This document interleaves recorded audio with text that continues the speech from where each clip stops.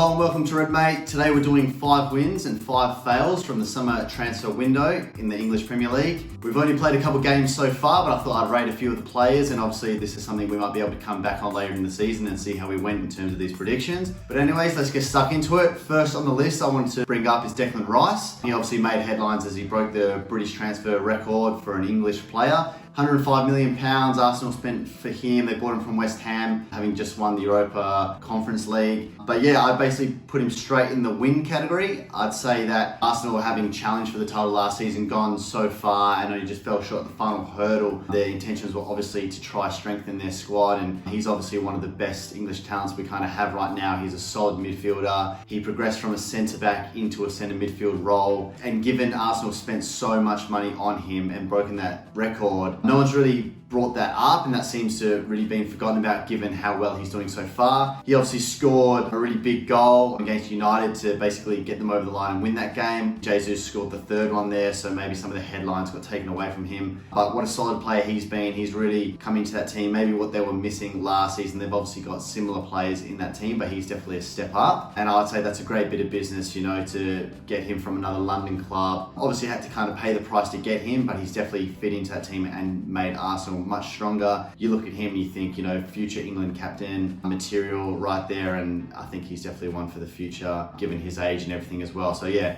definitely a win for him. Next on the list I wanted to bring up is Onana. He's signed for Man United after impressing a lot last season for Inter Milan, reaching the Champions League final, and De Gea coming towards the end of his contract. That was definitely a position United wanted to strengthen. He was glorified as a ball-playing goalkeeper. You know, that's the way the game's kind of going, where teams are required to play out from the back. Everyone wants the keepers to be able to be good with their feet. We see the likes of Alisson and Madison in the Premier League. You know, Liverpool and Man City for the last few years have kind of been leading the pack there, and that's kind of the expectation now of all goalkeepers. We've kind of touched on this in the past on this channel. But yeah, United brought him in, and to be honest, United as a whole maybe aren't doing so well. A lot of things aren't clicking, but I think individually Onana's made a lot of mistakes himself that have led to goals, and it's very obvious when you're a goalkeeper, because obviously you have very little room for mistakes. It's going to lead to goals almost, you know, straight away. You're the last line of defence in the team. I know Gary Neville in the past has basically said the goalkeeping position at Man United is probably the most scrutinised position in English football. He's definitely got a very strong point there. I might almost say that the United striker is also very heavily scrutinised in terms of they've obviously had great players in the past who've got them many goals, but anyone who's not quite firing, we saw the likes of Lukaku and the fire he came under when he was in that position, and obviously, you know, they signed Ronaldo and all these other big headline players. So yeah, there's obviously that in the mix, but Onana himself, I think,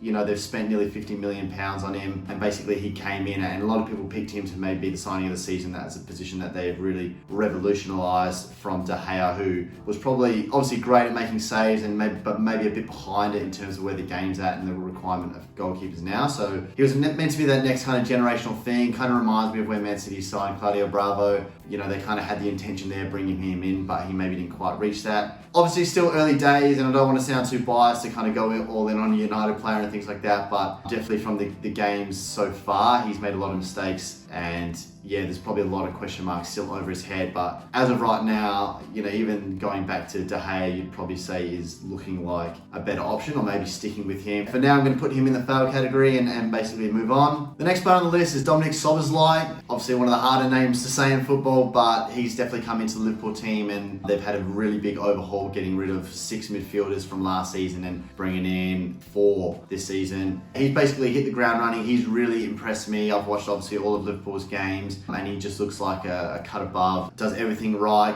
does all the basics. He looks like an absolute Rolls Royce in midfield. I think given his age as well, being so young, he's definitely got a long way to go. He's very skillful. He's got the set piece, the techniques. He's starting to add goals now. He's got the assists. He kind of reminds me of a bit of a De Bruyne style play. You know, he's not too flashy and all this, but he's got all the passing ranges and the shooting and everything you need. Work ethic as well.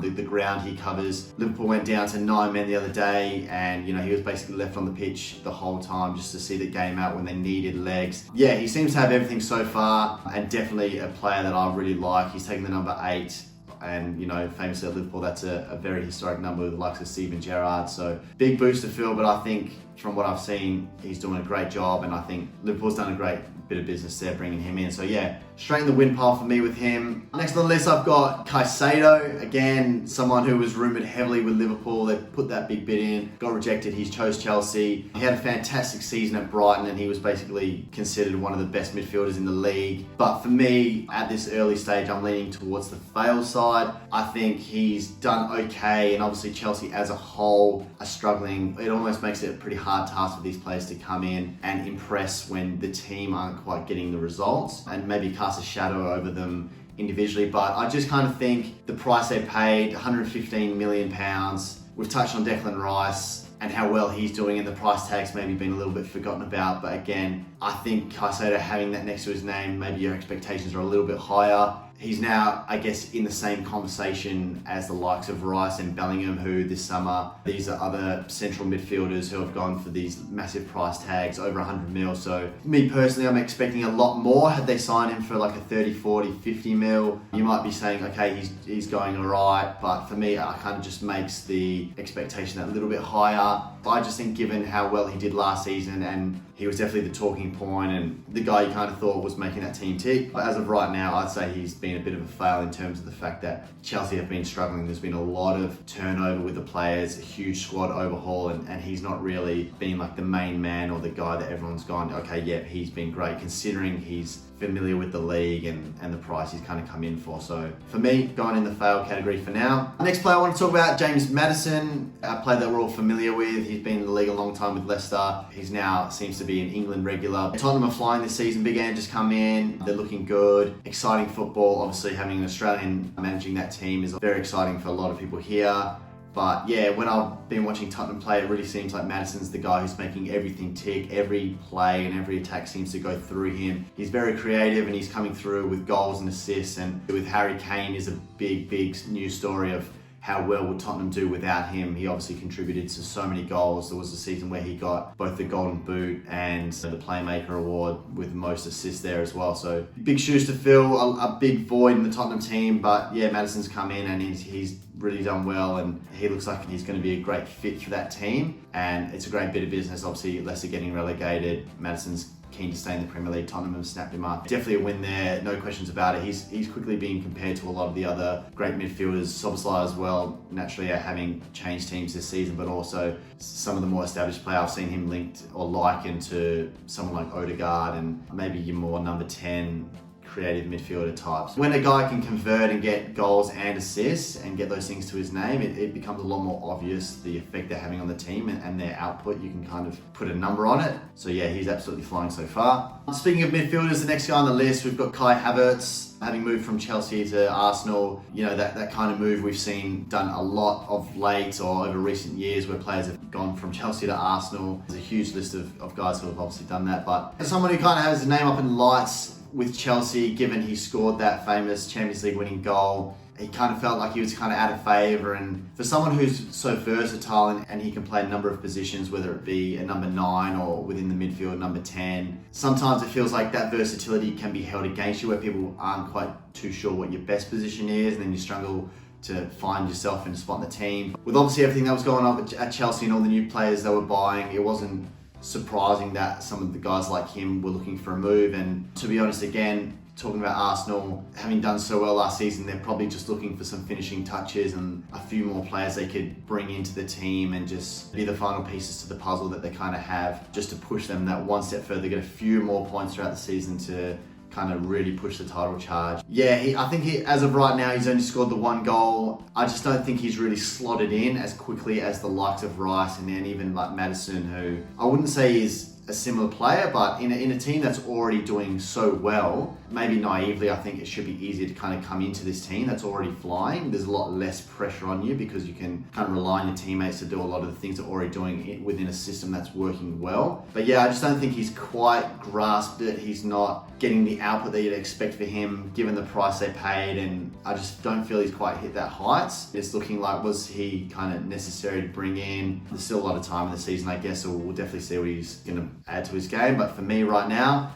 I'm chucking him in the fail category. The next player on the list is Gvardiol. Hopefully I've said that right. He's obviously signed for Man City. He was very sought after through the summer. I think a lot of teams were linked with this guy. You know, he's left-footed, he's very skillful, he's good on the ball. He had a great World Cup campaign and things like that. He's obviously gone to City, which is a very competitive squad. They've got a lot of great players there. He's competing with some guys who have just won the treble, so, you know, can he fit in the team? And for me, it seems like he's done that very well. If your team wins the treble, it's kind of like, what do you need to bring in? Maybe a bit more depth within the squad, maybe back up a few spots, but they lost the likes of Laporte and Cancelo and things like that. So they had room there to strengthen the defense, but he's definitely come in and he's a great player and he's really impressed me when I've seen him this season so far, and I think he's got a bright future ahead. He could stay at City for a lot of years.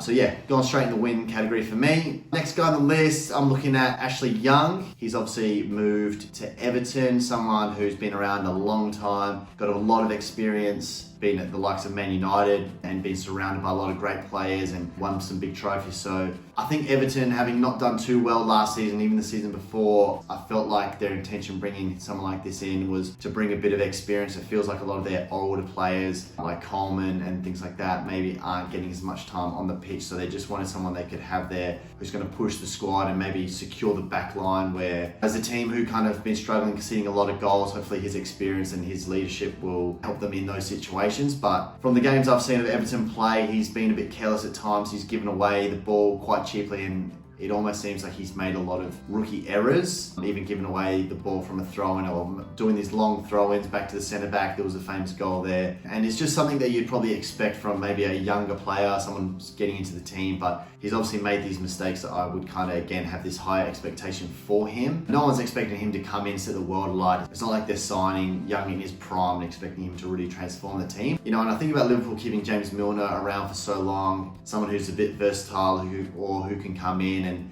have a big impact, not just on the pitch, but also off the pitch. But again, maybe it's similar to the fact when I talk about Caicedo, I want to say the team itself struggling is maybe having a bit more of a negative impact on the player as well, or maybe they get painted with the same brush where you say, oh, you know, the player's not doing too well because look at the team, they're clearly not doing too well, they're losing a lot of games. But definitely from what I've seen so far, you'd expect an experienced player like him to be keeping things simple and just encourage his team and lead by example. I think he's been at fault for a few goals already this season, which to me is a bit disappointing for probably what Everton thought they were going to bring in and what they were going to get there. So yeah, Ashley Young, I'm chucking in the fail category for now. Let's see if he can turn it around. The next player on the list, we've got James Ward-Prowse. He's come in from Southampton to West Ham. I was a little bit surprised personally on how late that transfer went through. I thought, given he's had some time and some exposure in and around the England squad, I thought he would be a big name that a lot of clubs would be quick to snap him up. You can obviously see his quality on a dead ball, you know how good he is at free kicks, but then you kind of put that into things like corners and maybe some more defensive lying free kicks. You bring in a player like that, all of a sudden these maybe lower ended teams can start to get a few more goals from these set pieces and these other areas of the game. And yeah, he's basically come in and he's done exactly that. He's already started to add a few goals and get a few more assists. His delivery is insane, and you know, West Ham play with guys like Antonio, and when you've got corners and you've got big Kurt Suma there and other guys like that quickly come to mind. Who else do you want kind of putting a cross in or a corner in than James Ward-Prowse? I think that's going to lead to so many goals. We've already started to see his output, and already there seems to be a general consensus that he should be kind of a name that's in and around that England squad, and he should be going away with them on the camps and kind of pushing for a spot in the Euros and things like that coming up. So it seems like a great bit of business for West Ham. I guess the way they play seems to really complement his attributes and the things that he brings into the team. It kind of seemed like they kind of were very reliant on guys like Jared Bowen and maybe Antonio to get them some goals, but he's definitely pulling his weight there coming into that team, and he's just linked up really well so far. So far so good. He's gone in the win category for me. I think he's been a great signing, and hopefully we see some more from him as well in future. And last but not least, I guess already you know where this guy's going, but the last person on the list for me is Mason Mount. I think he's been a little bit unfortunate with a few injuries and things like that, but having come from Chelsea and it seemed like a really public transfer, I guess any of those big English clubs, when you're going from a Chelsea to United or vice versa, or Liverpool to Chelsea or whatever it might be, there's always going to be a lot of noise surrounding it. You know, he'd been at Chelsea all his life through the academy and things like that, big Chelsea fan, and he'd won the Champions League with them and all that. So then to see someone like him leave his club, it's going to create a lot more headlines to add to that even more so. But for me, I quickly think that, as that kind of central midfielder, someone who was always in and around England, maybe has fallen down the pecking order slightly. I quickly compare him to some of the other guys on this list when you're looking at these midfielders. Obviously, a Madison is an easy comparison, but maybe Szoboszlai and the things he's doing, I just don't think he's quite at that same level. I think United maybe wanted a bit more from him so far. He's not quite got the goals and assists that we'd expect. But again, United as a whole, maybe not reaching their full potential. I think Erik ten Hag is maybe a little bit under pressure at the minute. I wouldn't go too much further than that. For me, I always think, growing up, my introduction to football was obviously Man United essentially winning the Premier League every year. If they didn't win it, it was kind of a shock to me. And if they're not winning it, they're finishing second. So things have obviously changed over the last 10 years, but it kind of feels hard for me to get out of that mindset where, you kind of hear United fans these days kind of jumping for joy over reaching top four. But my expectation of them kind of feels like it's still very much like, oh, you should be winning the league. Like that's what I'm kind of expecting. And it's still very hard to get away from that mindset. So overall, United obviously doing quite poor, but what I'm saying is a player like Mason Mount, you think about all the great midfielders that United have had over all the years and all the success they've had at that club, and they sign a guy like that and you think, okay, he's obviously a decent player, he's an England international, but again, he's just not really quite at the heights that he should be. And I think when he kind of came into the Premier League, he was quite young. Chelsea had that season when they couldn't sign many players and they had all the young guys breaking through like Tammy Abraham and Mount and guys like that. And I felt like he had a bright future, and coming to United, maybe it was a chance to have a fresh start and see what he can do and maybe write his own future there. But from when I've seen him play, he's obviously very good. He can be an exciting player. It just hasn't quite clicked for him just yet. And we see that happen all the time. I see the likes of Darwin Núñez. You can see all the talent he's got, and you're just kind of thinking like, there's going to be a moment now where it just kind of clicks and things start happening for him, which I do believe is possible for Mounts. He's got the work ethic as well. He runs his socks off. I believe he will give you everything on the pitch. Maybe he's just in a position where you start to expect a couple goals from him, a few assists as well. I know in the past he used to take free kicks and things like that. He probably isn't going to be that guy at United. But again, maybe my expectation for a United player is a little bit higher. United fans can chuck in their comments whether they've been happy so far with him. I think he's just probably not quite where he needs to be right now. Whether or not there's a more noteworthy player that should be in this win category or someone else who should be in the foul. But for me, obviously there's a lot of transfers that have happened this summer, but I felt like these were maybe some of the bigger names, or maybe some of the guys who have written a few more headlines, or again, the guys towards the top of the league or maybe at those bigger clubs are just going to attract a bit more attention. So I've obviously leaned more towards them and chucking those guys in rather than some of the lower end teams. Yeah, let me know your thoughts. That's been all for today. Thanks for watching. I've been Ant, this has been Red Mate, and I'll see you in the next one.